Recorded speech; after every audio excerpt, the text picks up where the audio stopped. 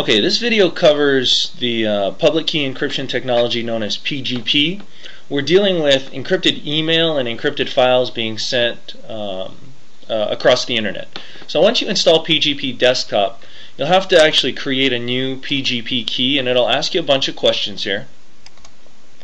And you'll go ahead and enter your information, enter your email address, as I'm doing here, and your passphrase you're going to make sure is sufficiently strong enough to be secure. And the passphrase, you'll be asked your passphrase when you receive emails from people who use your public key to encrypt email. Okay, so I'll go ahead and just pause the video right here. It's going to take a while to make sure my passphrase is correct.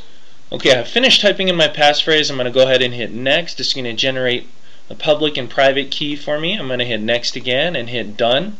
So I've got my keys here, and the first thing I'll do is I'll go ahead and export my key and show you what it looks like. I'll put it in my documents here and hit save. Let me open my documents excuse me, from my desktop and show you what the actual key file looks like. See if I can find it here.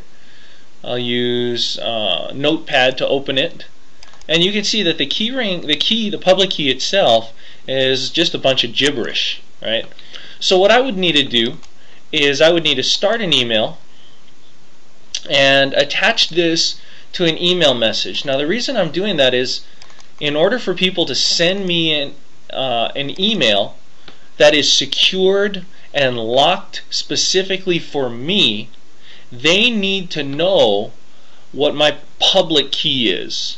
Once they know my public key, within PGP Desktop, they're gonna, and I'll show you how that process will work outside of PGP Desktop as well right now. Let's just say I want to secure this file for someone. Okay, I've got to have their public key in my key ring. So in PGP Desktop, it's got to be listed here. Now currently this is going to make no sense, but I'm going to send this to myself and I'm going to secure it for myself. So I'll right click PGP Desktop and add sensitiveinfo.xlsx, which is an Excel 2007 file, to a new PGP zip file. And as soon as I click that, it's going to bring up the zip assistant. I'll go ahead and hit next here.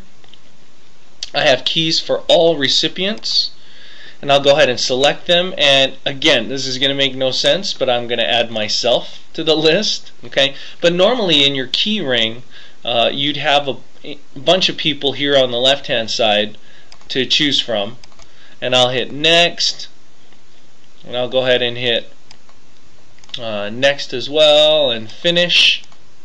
Okay, now this file right here is a file that is secure, that I can send. I can right click and I can say, you know, I want to send this to a mail recipient, and it's secured for that individual and only that individual. When that person receives this message, they're going to have to type in their passphrase to open the actual message. Okay, so that's I guess a little bit of an endorsement for PGP Desktop, but really an endorsement for the concept of public key encryption overall.